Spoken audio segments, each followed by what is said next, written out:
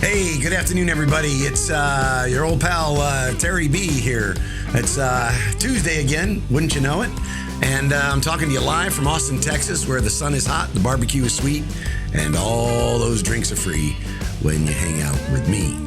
Hope you're having a great week. Hope you're having a great Tuesday. Got cold here in Austin, Texas, I got to tell you. I had to leave the water dripping a little bit so them pipes don't freeze. Yikers. It's cold out here. Any case, back in October, I had an opportunity to speak at the Orange Theory Convention out in Colorado Springs, Colorado. And I talked about a couple things that I wanted to share with you. I'm going to try to give you 10 tips, either about business, about your finances, about your relationships, about your life. Just 10 tips, maybe general high-level things that could maybe give you some help or give you a way to look at things just a little bit differently. And I'm going to try to do 10 tips in about 10 minutes. So I'm going to fly through these things pretty rapidly. If you have a blank sheet of paper, you might want to write some of these down.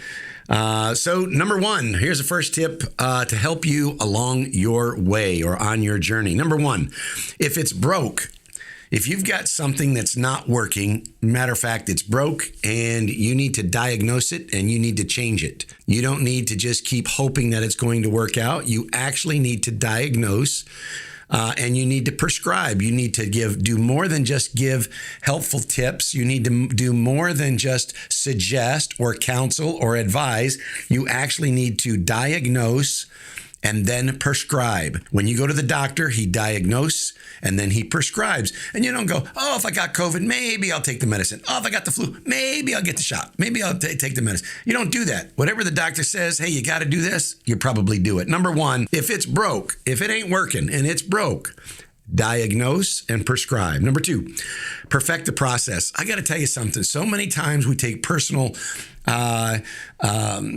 blame for things not working out. And we say, man, if I would just work harder, if I would just come in earlier, if I would just stay later, if I had just put a little bit more into it. And I'm going to tell you, it's not always about that. It's about perfecting the process. It ain't about you. It ain't about you. It's about the process. What's the first thing? What's the second thing? What's the third thing? What's the fourth thing? A before B, B before C. And so you got to take a look at the process. It is a system. Do you have the right system? Are you following the right process? I talk about the chocolate cake, making the chocolate cake. I love chocolate cake. I love carrot cake. I love all the cakes. But the truth is, if you got a recipe, you got to follow the recipe if you want a great cake. If you don't have the right process, change the process. Number two, perfect the process. Number three, take a sincere interest in the customer. And I'd remind you, who is your customer? In some cases, I may be talking to you and your customer is really a consumer. But maybe you're behind the scenes and your customer is really a frontline employee.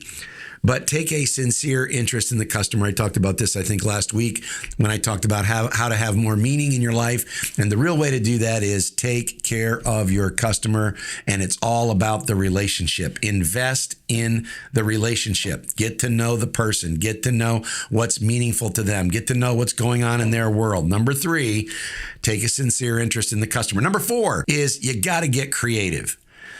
Is if you're doing something and it ain't working, you've got to add some creativity. You've got to put some more fun back in fitness. You got to put some more fun back in sales. You got to put some more fun back in customer service. The guys that do it the best, I think, or I've seen some great things, is Savannah Bananas.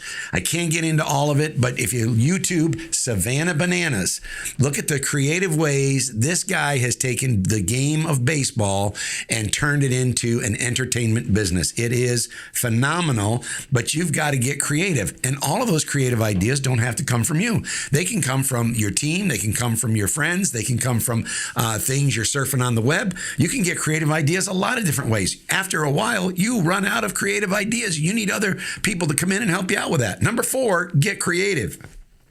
Number five, again, invest in people. And I say this quite a bit, train them or trade them.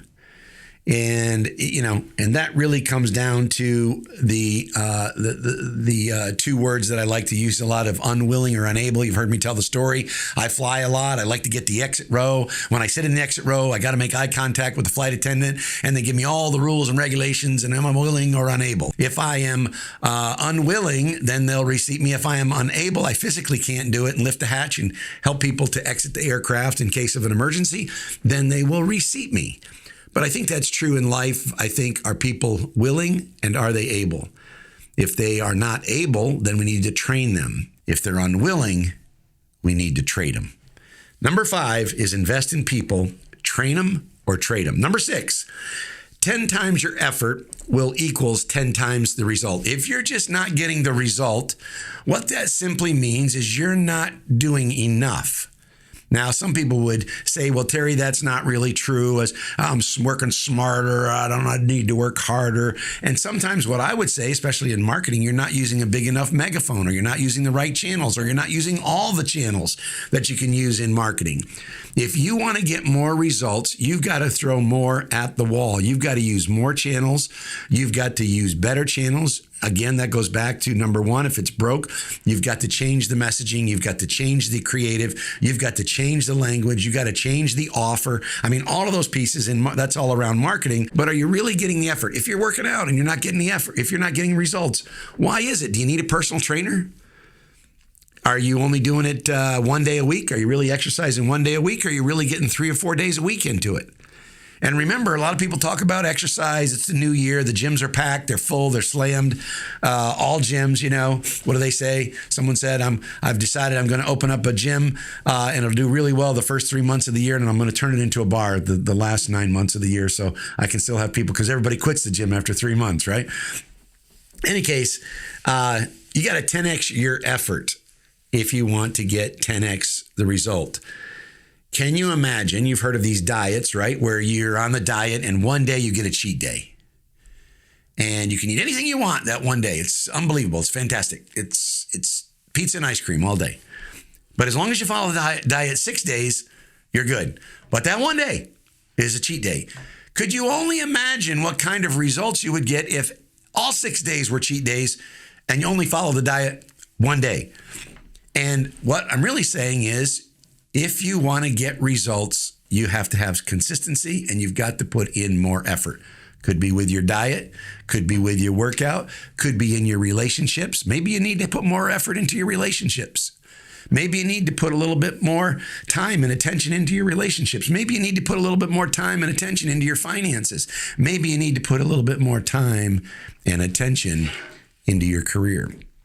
Number 7 is think bigger. All I would tell you is the most powerful number in the world is the number 0. You don't believe me? How much do you make on an annualized basis? How much money do you make on an annualized basis? Now add a 0 to that. That's the most powerful number, is a 0. Anytime you can add a 0, add another 0, add another 0. It 10x's everything. It's amazing what that really does. And many times, and I can tell you this even with Orange Theory Fitness, when I got started into Orange Theory Fitness, I thought I was going to start with 1 or 2, maybe 2 stores. And I'd make a couple $100,000 on each of those stores. And I'd walk away with a, $300,000-$400,000 a year. I thought that was a good place to be. But I simply was not thinking big enough. When we started the brand, we said if we could get 50 of these or maybe even 100 of these stores open, boy, would we be excited. And here we are today with over 1,500 locations. And I personally had been involved in 63 locations. I'm just telling you, you've got to think bigger. Many times we think too small. Number 7, think bigger. Number 8, when in doubt, you've heard me say this before, F you, follow up, follow up, follow up, follow up, follow up, follow up, follow up, follow up. 8 times, 8 to 10 times, you got to follow up. I don't care whether it's about reminding somebody, whether it's about an investment, whether it's about appointments, whether it's about sales, whether it's about business, whether it's about family, you need to follow up. And if you're the kind of person that sends out an email and you wait a week or 2 weeks and nothing's happening, man, the world is passing you by. You got to follow up, follow up, follow up. Number 8, when in doubt, if it ain't working, not sure, you better pick up the phone and take the initiative. I can't tell you how important that is in business, to take the initiative. Number 9, ain't nobody going to do your push-ups for you. I'm going to tell you that right now. And when I say follow up, I didn't say have somebody else follow up. I didn't say tell an assistant. I didn't say tell your brother, tell your wife, tell someone. I said you have got to do it. If it's going to be, it's up to me. You got to do the work yourself. You got to get out there. Don't I wish that someone else could do my push-ups for me? Don't I wish that somebody could go out and run 3 miles for me? Don't I wish that somebody could go to the gym and lift and they could do all the work and I would enjoy all the results? The reality is nobody's going to do your push-ups for you. You have to do the work. And number 10 is I want to remind you about discipline. I said this, I think, 1 or 2 weeks ago. In our lives, we have 2 kinds of pain. We have the pain of regret, or we have the pain of discipline. The pain of regret weighs tons, but the pain of discipline weighs ounces. And so you need discipline. And how do you get discipline? You start by getting more discipline in your life by keeping the promises you make to yourself. I'm going to say that again. You start creating discipline in your life, really in small steps, by keeping the promises you make to yourself. If you say you were going to work out today, then you get your shoes out, you get your socks out, you get your shorts out, you get the t-shirt out, and you lay it out there and you're all ready to go. But keep your promise. Even if it isn't a great workout, you keep your promise to yourself. If the alarm goes off, by the way, if you're kind of a snoozer, you hit the alarms, 8-minute snooze, 8-minute snooze, 8-minute snooze. If that's you, take the damn alarm and put it in the bathroom. Because if the alarm goes off in the bathroom, you will get up. I promise you, you won't hit the snooze by the time you get up out of bed and you walk to the bathroom. But I'm just telling you, that is discipline. If you say you're going to get up at 6, get up at 6. Mel Robbins talks about that a lot, right? Mel Robbins has this countdown, right? How to do anything or take action in your life. Countdown. Just in your mind, go 5, 4, 3, 2, 1. And that clicks off something. She talks about it, and I forget exactly what it was. But I'm just sharing this with you. Is discipline starts by keeping the promises you make to yourself. If you're going to try to cut out some sugar, don't try to do it for the rest of your life. Try to at least cut it out for the day. If you're going to try to cut back on coffee, if you're going to try to drink more water, start by putting a bottle of water by your bed so when you get up, just before you get out of bed, you drink some water. Have those little mini victories and little mini successes, and you can get more discipline, and that creates habits, and habits create a life.